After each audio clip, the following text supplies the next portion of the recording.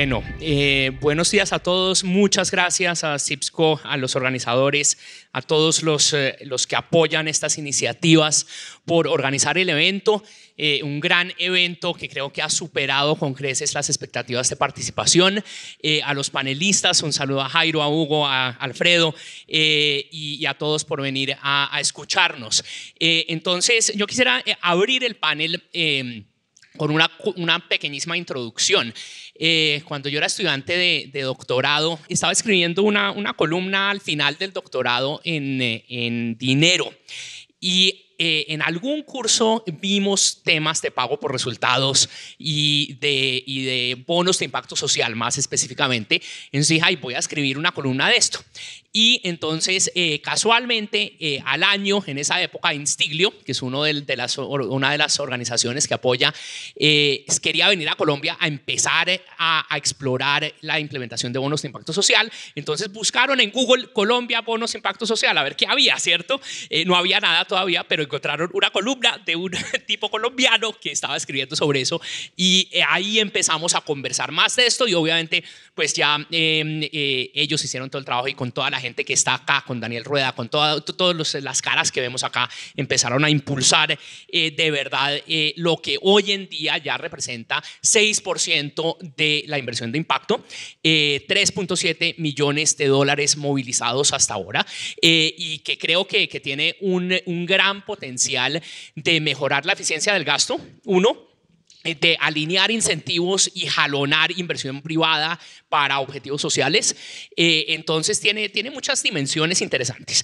Y después, muchos años después, siendo subdirector de planeación, me llama Christine a decirme: tus directores técnicos no han entendido lo que queremos hacer con esto de los bonos de impacto social, auxilio. Entonces nos sentamos y salió el COMPES 4067, del cual me siento particularmente orgulloso porque es muy bonito, y lo transformamos de una simple, pues no simple, pero de una declaratoria de importancia estratégica para el DPS, para los bonos de impacto social, hacia una política pública que creo que va a ser de gran utilidad y que vamos a discutir ahorita en el panel.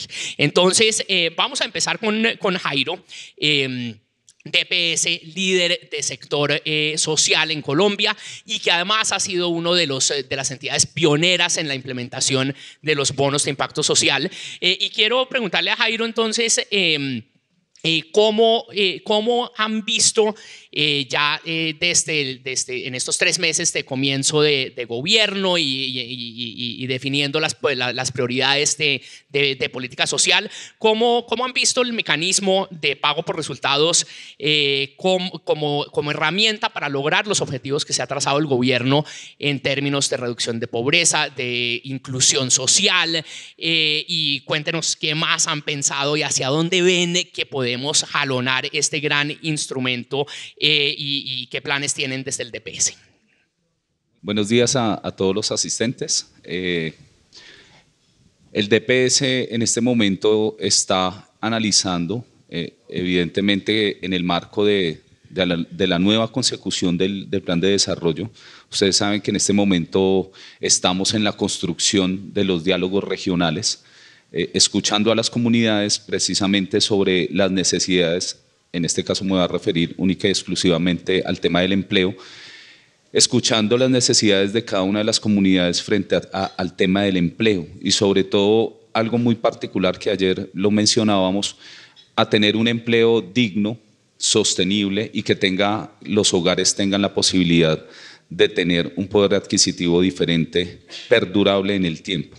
Esa es una de las preocupaciones que ha tenido el doctor Gustavo Petro, porque evidentemente dentro de la economía, los indicadores que se tienen en la nación muestran, y no solo en Bogotá, sino también en el país, que hay un evidente empleo poco formal que no permite que las familias tengan la posibilidad de tener o acceder a proyectos con largo plazo.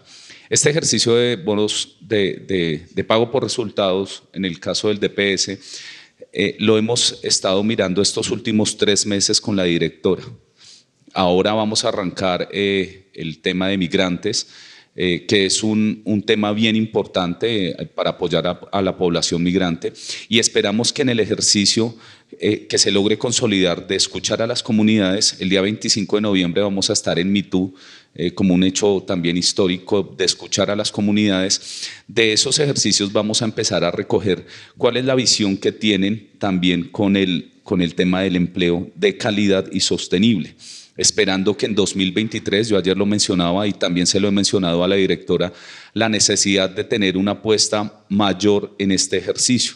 Vamos a tratar de involucrar nuevos actores, sobre todo a la Comunidad Económica Europea, que hace grandes donaciones en el tema de impacto social, de venderles esta idea como una idea fundamental para tener el pago por actividad realizada y no por actividades como generalmente se hace.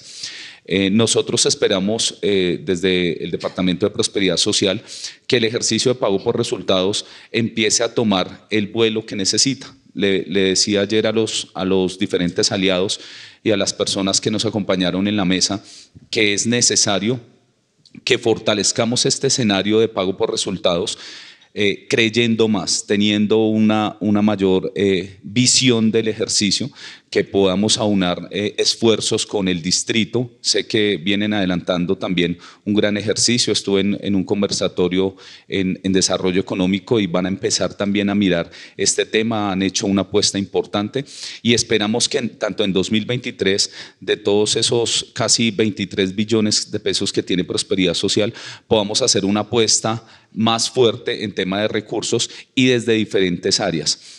Cierro con esto, y es que estamos o me he encaminado estos últimos días a tratar de articular una gestión que viene desarrollando la Embajada de Canadá con el tema de educación, que me parece muy pertinente, y que con los aliados y los diferentes actores, con los pioneros de este ejercicio en Colombia, vamos a tener una posibilidad real de mejorar la calidad de vida de las personas, de que los empleos también tengan una mejor posibilidad en tema de competitividad, porque no solo es buscar un empleo que la gente se quede 3 meses y soltarlos, sino que en la línea del tiempo nosotros podamos desarrollar un ejercicio de consolidación y por qué no buscar, que eso lo discutíamos con el doctor Hugo de Función Pública, buscar que en la línea del tiempo la gente tenga la posibilidad de tener un ejercicio de un empleo digno, de calidad, que le permita acceder a toda la oferta social y pública que tiene no solo el Estado, sino también la sociedad.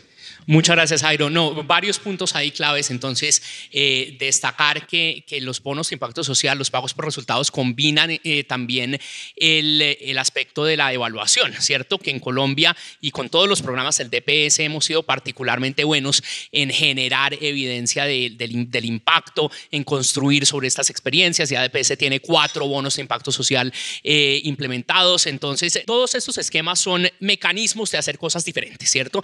Comentábamos ahorita que cómo hacemos para pensar en cosas nuevas para hacer desde el Estado, ¿cierto? Innovar en el sector público es muy difícil, como todos los que hemos pasado por el sector público sabemos, en parte porque todos estamos muertos del susto de que nos investiguen durante 10, 15, 20 años después de salir, que es algo que tenemos que afrontar a futuro junto con los órganos de control para de verdad lograr el balance correcto entre el control y los incentivos para innovar.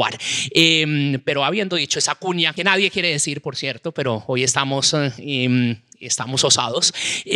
Habiendo dicho eso, creo que este es un muy bonito ejemplo de cómo se introdujo una innovación en programas sociales, ¿cierto? En programas sociales en particular. Pero entonces 2 preguntas. Una pregunta es que sacamos el COMPES 4067 identificando claramente cuáles eran las barreras institucionales, normativas, legales, de funcionamiento que se interponían en el buen desarrollo, sobre todo en el desarrollo intertemporal, ¿cierto? A largo plazo, que trasciende periodos de gobierno de estos esquemas. Mucho de esto determinado por la anualidad del gasto, por ejemplo, ¿cierto? Pero el COMPES plantea pues una hoja de ruta para trabajar en esto, donde claramente DPS, DNP, Función Pública van a jugar un rol fundamental. Entonces quisiera preguntarle a Hugo cómo van esas discusiones, ese trabajo, digamos, de generar de implementar básicamente esta política pública. Y segundo, la ñapita, una reflexión adicional agarrándonos de lo que dijo Jairo, de la aplicación a diferentes áreas, ¿cierto? Entonces, ¿cómo ven desde Función Pública la aplicación de este esquema, no solo para el área de empleo, donde hemos sido pioneros, sino también en otras dimensiones de la política social? Bueno, gracias Daniel y muy buenos días a todos los asistentes, los compañeros de panel. Lo primero, pues contarles que en el marco del COMPES, el rol de Función Pública, justamente por su competencia administrativa, está en diagnosticar cómo está funcionando hoy ese sistema, cómo está llegando hoy el mecanismo de pago por resultados al país, cómo ha funcionado en términos de innovación con este testeo que al final ha sucedido a través de estos 4 bonos que han funcionado ya en Colombia con temas de empleabilidad. Y un punto muy importante que es el tema de la gobernanza que ha habido detrás de todo esto. Y digamos que las conversaciones con varios actores, por supuesto con CIPSCO, con el DNP, con el DPS, hemos ido a algunos beneficiarios a visitarlos, hemos estado en Cali y hemos contado con las voces de las Secretarías de Desarrollo Económico, pues nos han contado cosas muy interesantes, unas cosas por supuesto muy a favor de la innovación social, es un instrumento llamativo y el uso del mecanismo pues necesariamente los lleva como a todos los seres humanos a cambiar algún tipo de conducta. Cuando le mueven el piso a alguien siempre se siente de alguna manera incómodo y cosas como la anualidad del gasto, como tramitar una vigencia futura, como enfrentarse de pronto a un cambio de gobierno, son cosas administrativas que al final no se manejan de la misma manera cuando mecanismos como el pago por resultados se van implementando. Yo lo resumiría en un tema muy esencial y es, también en términos de innovación, es que uno tendría que hacer mucho énfasis en la fase de empatizar. Y empatizar en el sentido de entender realmente cuál es el problema que estoy solucionando, cuál es el problema o la población objetiva a la cual estoy apuntándole, porque en los ejemplos que han habido de empleabilidad, pues el marco de acción es tan amplio como cuántos sectores y cuántas industrias hay. Y evidentemente eso cuando, en el ejemplo de Cali, cuando hubo esa implementación del mecanismo, para ellos fue muy difícil tratar de enfocar hacia dónde se iba a dirigir el recurso y hacia dónde iban a enfocar los esfuerzos de todos los actores que estaban aquí involucrados.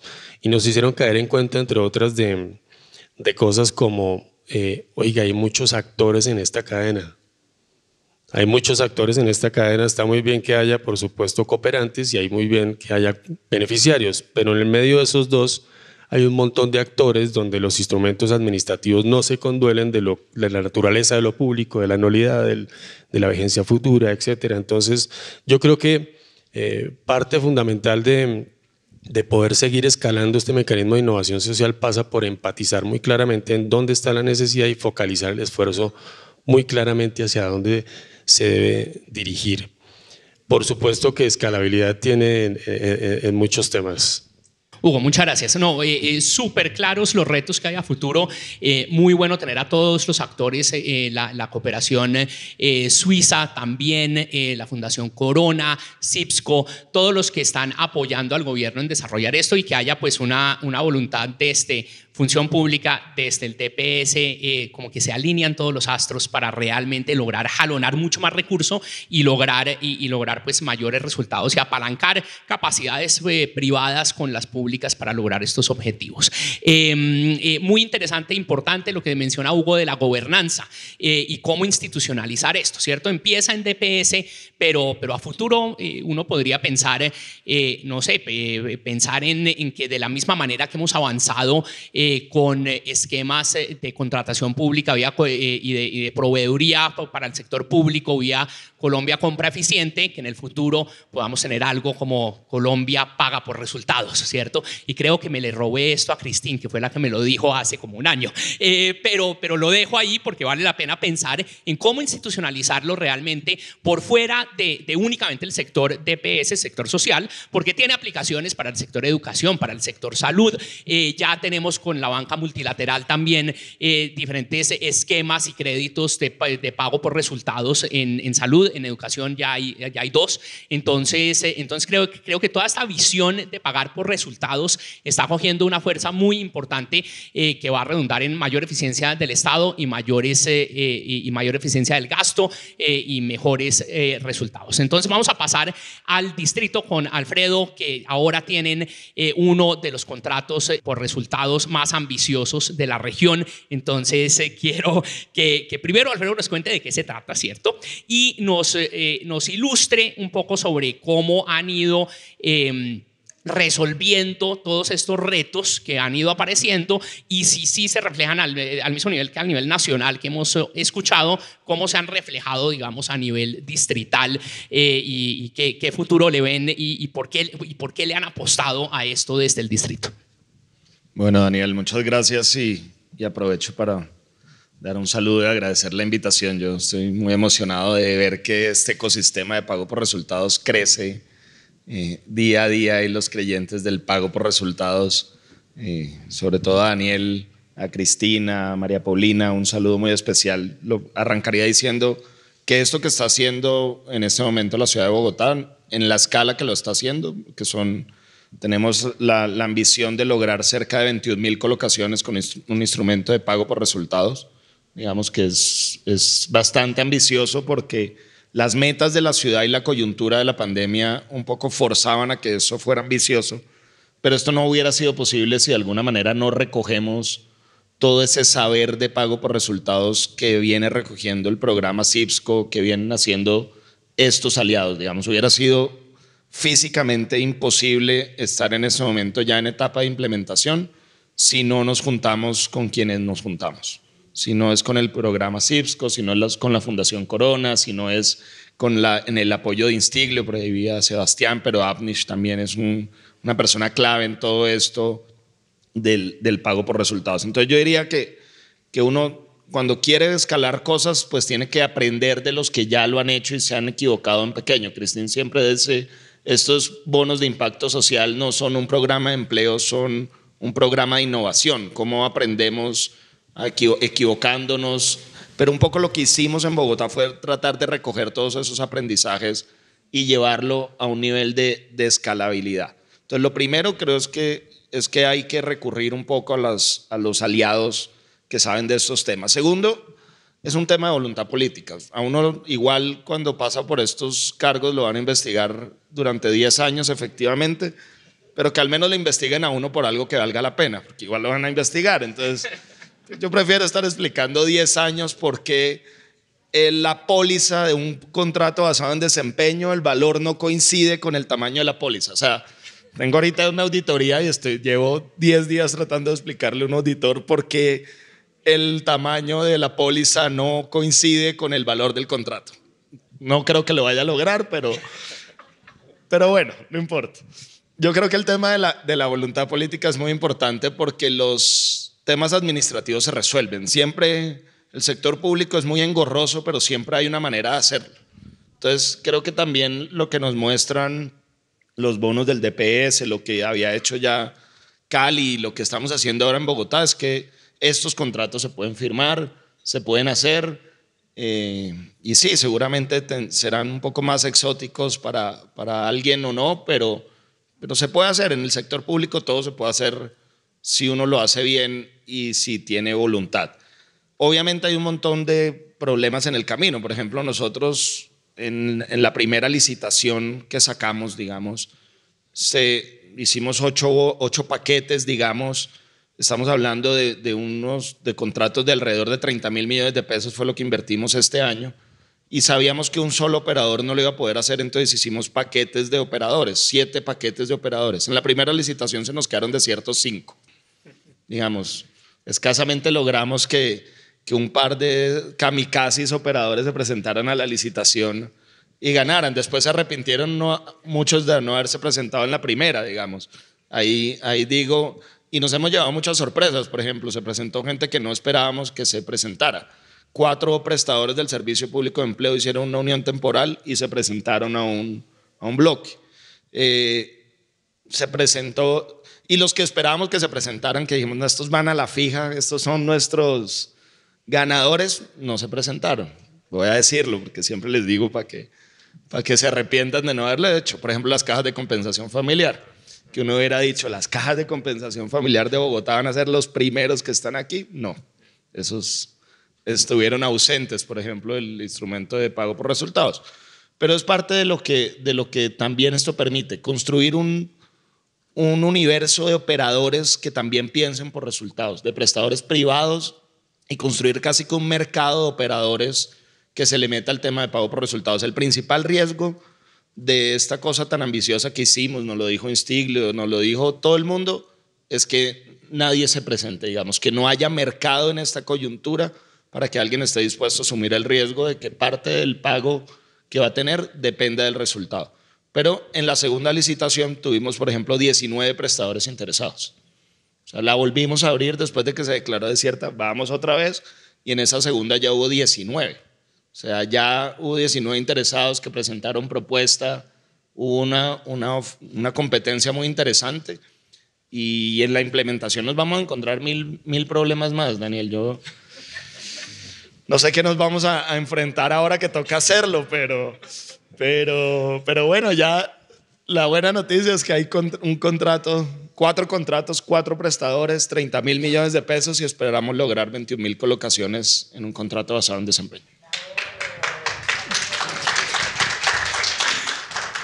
Buenísimo, felicitaciones y pues todo el apoyo siempre desde todas partes por estos ejercicios de innovación, y seguro todo sale bien. Todo sale bien, de verdad. Cuando sacamos Ingreso Solidario, a mí me abrieron preliminares en Procuraduría, Contraloría y Fiscalía, ya me lo cerraron todos. Ya soy libre, pero sí, es desagradable, pero uno trabaja y hace lo mejor posible, ¿no?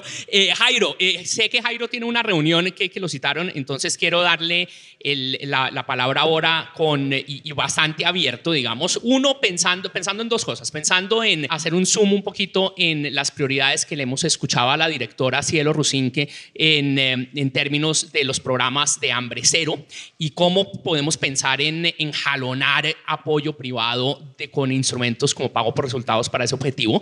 2, cómo podemos trabajar a nivel nación, municipios, ¿cierto? Pensando un poquito en lo que nos cuenta Alfredo, cómo ven la coordinación, digamos, entre DPS y municipios para generar capacidades para crear ese tipo de cosas, y luego también le ponemos tarea a Alfredo para pensar cómo podemos generar capacidades también entre ciudades. Un poco abierto, cómo ven el plan para estos 4 años, cómo se alinea con los objetivos principales del DPS, como redondeando. Continuación de primera pregunta. Bueno, perfecto. Bueno, lo primero que señalo es que no solo, bueno, yo fui alcalde de una localidad acá en Bogotá que es San Cristóbal Sur, y el tema que tú mencionas es un poco el cuidar ese procedimiento. Yo estoy cerrando todavía procesos, Fiscalía, Contraloría, Procuraduría, Personería, y además un poco jugando con la voluntad política, ¿no? Que eso es un tema que ojalá el país se lo piense hacia futuro. Yo le he propuesto también a diferentes congresistas que hay que hacer una revisión de la Ley 80. Mi profesión es administrador público y creo que la Ley 80 tiene unas bondades, pero también tiene muchos palos en la rueda para cumplir la función esencial del Estado, que es atender a la población. Esa es una reflexión importante que quería hacer, teniendo en cuenta que esta apuesta me parece muy interesante, que hay que generar unas confianzas, y esas confianzas, como lo hicimos apenas llegamos a la dirección, es mirar y mostrar los beneficios de esto. La única forma de generar confianzas con el Estado y con los actores es mostrar que sí hay un beneficio, que hay una respuesta de la ciudadanía y que la ciudadanía efectivamente sí está viéndose reflejada dentro del proyecto. Uno de los temas importantes para el doctor Petro es el tema de hambre cero. Nosotros mañana, el día de mañana o esta tarde, no recuerdo porque tenemos 1000 reuniones, tenemos una reunión con la FAO precisamente en donde queremos hacer una articulación porque se quiere proyectar la figura del DPS precisamente a ese hito que va a ser clave en estos 4 años de gobierno y que va a tener una posibilidad de marcar una ruta para que efectivamente, como debe ser, no haya familias, niños y niñas muriéndose de hambre en este país que es tan rico y que tiene tantas posibilidades. Creo yo que es importante mostrar estos beneficios del pago por resultados porque allí podemos hacer un énfasis importante. Ustedes han mirado las denuncias que han habido a lo largo del país con los PAE, ¿sí? Que no me voy a meter en ese tema porque es un poco espinoso, pero que podría darse en cierto momento en cooperación con los diferentes actores que tienen que ver con el tema de seguridad alimentaria, poder hacer un ejercicio de pago por resultados con los niños y niñas, llevando alimentación, llevando comida y demás a los territorios. En este momento nosotros esta semana ha sido un poco dura porque tenemos una emergencia en Cartagena y ha estado ahí un poco truncado el tema de poder llevar alimentos inmediatamente a los damnificados en este momento del invierno que tenemos en Cartagena. Una de las alternativas, y se lo he planteado a la directora desde nuestra área, es mirar la posibilidad, presentándole al señor presidente, que finalmente es quien está organizando o dando línea, y al Ministerio de Agricultura la posibilidad de llevar este ejercicio, porque pues protegemos los recursos públicos por un lado, ¿sí? Que es lo más importante acá, de proteger el recurso público que son de todos, que la gente sienta y evidentemente este ejercicio a mí me ha motivado mucho porque aquí se protege el recurso público, ¿sí? No voy a decir que es perfecto porque también he encontrado algunas variables que son necesarias cambiar en el ejercicio de pago por resultados, pero es una posibilidad de proteger el recurso público con unos excelentes aliados. Yo no los menciono como el secretario, pero porque son muchos y se me escapa uno y no quiero ser grosero, pero es fundamental que nosotros tengamos la posibilidad de esa vigilancia del sector privado, de esa articulación de las comunidades para el ejercicio del hambre cero y poder cerrar la brecha que en este país y que se ha propuesto el doctor Gustavo Petro, a cerrar la brecha del hambre, que es el principal problema que hoy afecta a muchos colombianos y a muchas familias y sobre todo a niños y niñas que no tienen la posibilidad de tener un desarrollo normal porque no tienen los nutrientes, porque los alimentos son de mala calidad, porque efectivamente no les llegan y así sucesivamente. Entonces yo sí creo que esta va a ser una gran oportunidad. Espero obviamente contar con el apoyo de todos ustedes porque yo sí me voy a meter en el tema de impulsar este ejercicio, pero impulsarlo para que efectivamente tenga un resultado contundente en el tema de hambre y obviamente contar con los aliados internacionales que son fundamentales y que allí van a ser, yo creo que van a abrir la posibilidad.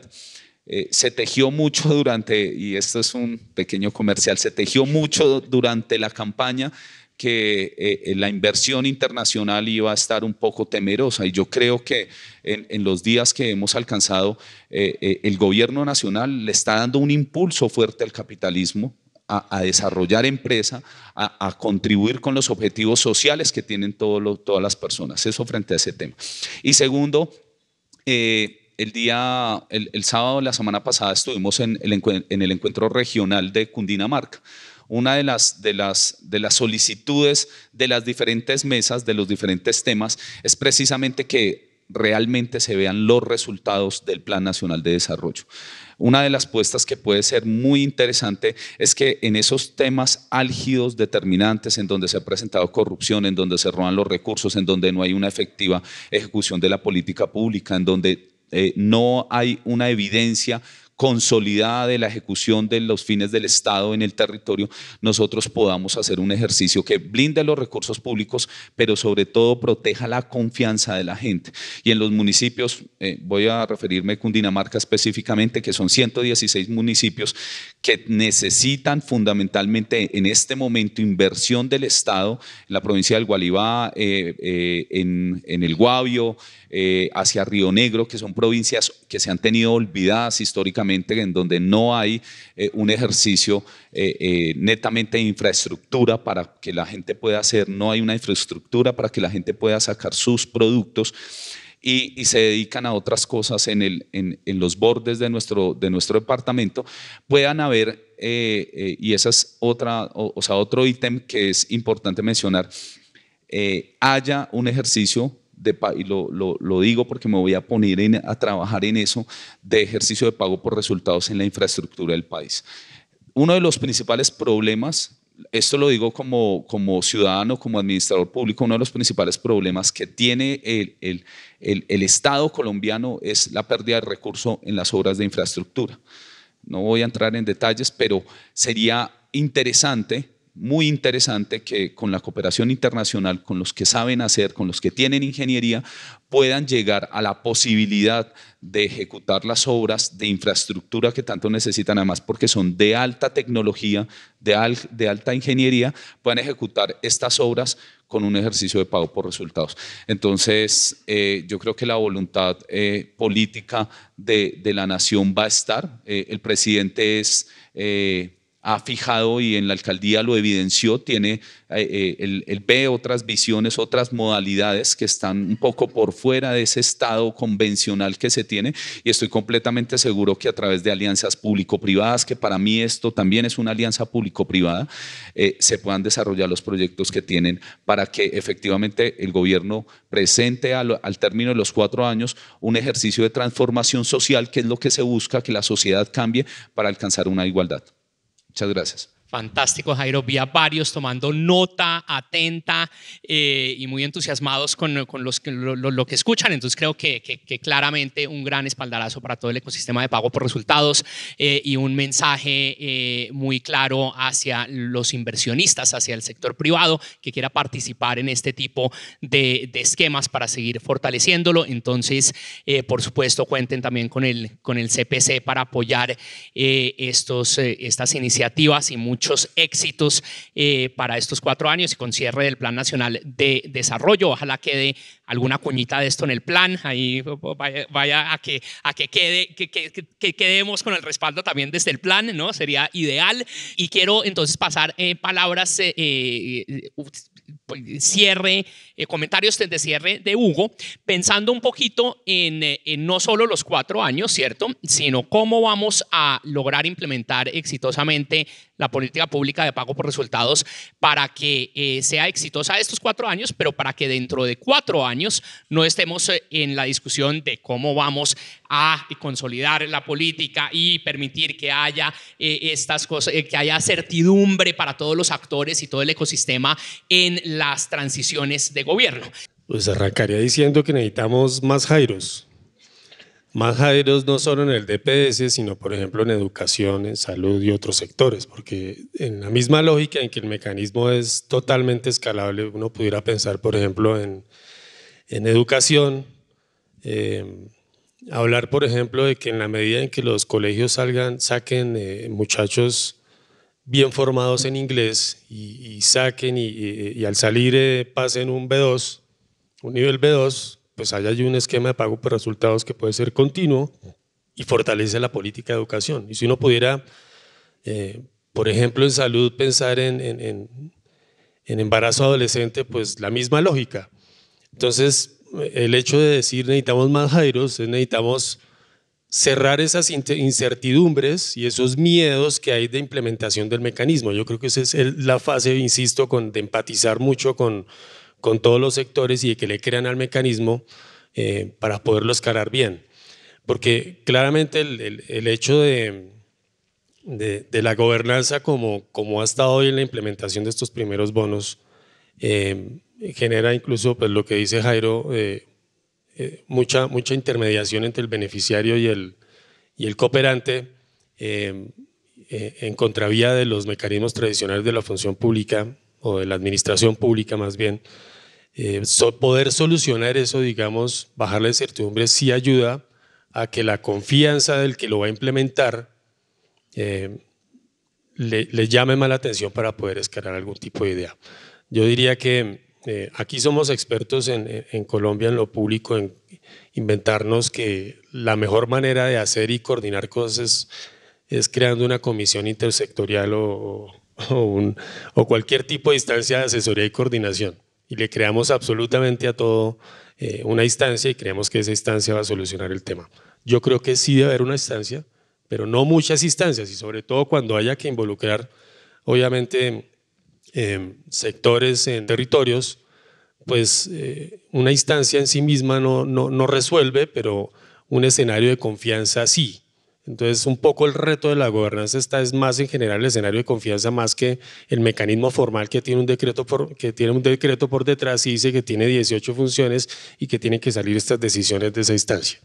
Yo creo que por ahí va la cosa y por otro lado, pues claramente conectar con que las necesidades varían un montón, pero entre más continuidad haya en esta relación y esa alianza, pues va a ser mucho más fácil ir cerrando cierto tipo de brechas. Y ahí hay una priorización que creo que sí debe ir al plan de desarrollo y debe estar totalmente atadas a esas metas del gobierno Petro, por supuesto, que tiene totalmente en mente claras. Muy bien, muchas gracias, Hugo. Entonces, palabras finales de Alfredo, en particular pensando en último año de administración distrital, cómo va a quedar consolidado este ejercicio, cómo esperan dejárselo pues a los que vengan después, y la preguntita de cómo hacemos para generar más capacidades en otras ciudades, además de Bogotá, para replicar este ejercicio y cómo aprender de este ejercicio a través de, no sé, foros como Asocapitales, ¿no? Y si ya empezaron a pensar en algo así. Bueno, yo diría, clave, digamos, creo que el acompañamiento para sistematizar los procesos, porque uno después evalúa, obviamente este es un instrumento que ya tiene con el BID también prevista una evaluación de impacto para medir, aprender, pero muchas veces uno no documenta los procesos y no documenta como lo que fue la discusión para ver después qué pasó. En este instrumento, por ejemplo, tuvimos muchas discusiones cuando lo estábamos diseñando. María Paulina en ese momento estaba en la secretaría y yo estaba externo a la secretaría. Y, por ejemplo, ese era un instrumento que pretendía ver cómo lograba más colocaciones de mujeres. Y hay unas discusiones en torno a cómo lograr eso. Y finalmente se fue a través del pago, por ejemplo. Que el incentivo del resultado sea más alto cuando el operador coloca una mujer que cuando coloca un hombre. Pero la fijación del pago hay que evaluar, eso fue suficiente incentivo, vamos a lograr el resultado que nos imaginamos, no lo vamos a lograr. Yo creo que esas discusiones y todo lo que va pasando en el camino nos tienen que ayudar a documentarlo, porque uno está en el día a día y no lo sabemos, no tenemos una buena gestión del conocimiento tradicionalmente en el sector público. Yo creo que el acompañamiento para documentar todo ese proceso es clave. Y yo creo que lo que sí vamos o aspiro que dejemos es unos aprendizajes sobre eso. Por ejemplo, al escalar el esquema de pago por resultados, y en eso soy súper transparente por temas precisamente de la anualidad, de los recursos, de qué vigencia son. Nosotros, por ejemplo, optamos por una cosa que tenemos que ver cómo sale. No hay incentivo por retención.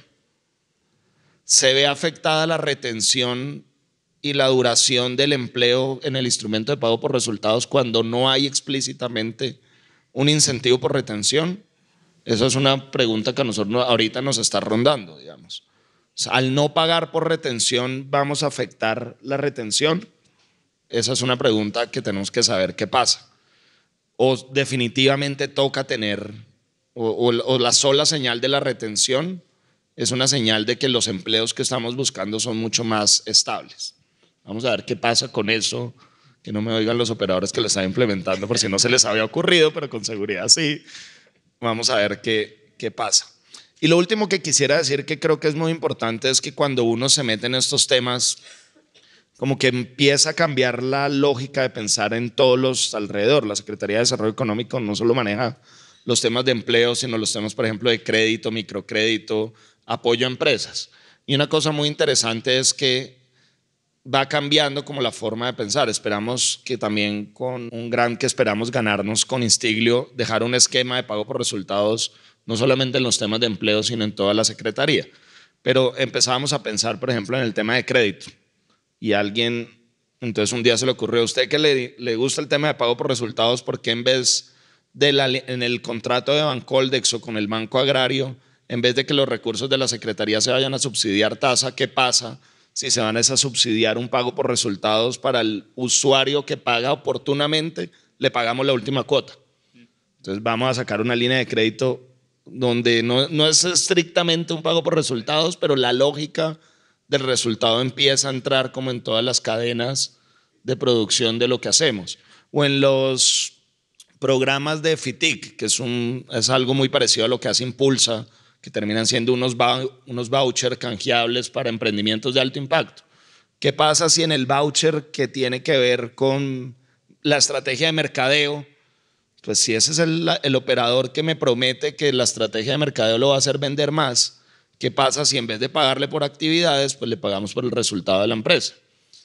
O al menos una parte, digamos. Entonces esas cosas empiezan a pasar y seguramente ahí va a haber muchos otros aprendizajes. Bueno, muchas gracias. Llegamos al final de este panel. Quiero agradecer a Jairo, a Hugo, a Alfredo por compartir todas sus experiencias, visiones, perspectivas sobre el desarrollo del ecosistema de pago por resultados. A ustedes por haberme invitado a moderar. También, Cuñita, pues la próxima semana sacamos el Informe Nacional de Competitividad desde el CPC y también hay recomendaciones con relación a pago por resultados. También estamos en tónica pago por resultados. Entonces, creo que se nos vienen pues 4 años y muchos más muy interesantes del desarrollo de este tipo de instrumentos e innovaciones públicas para mejorar el gasto y su impacto en Colombia. Muchas gracias al BID, a Fundación Corona, CIPSCO, Cooperación Suiza, creo que ya los mencioné a todos. Muchas gracias.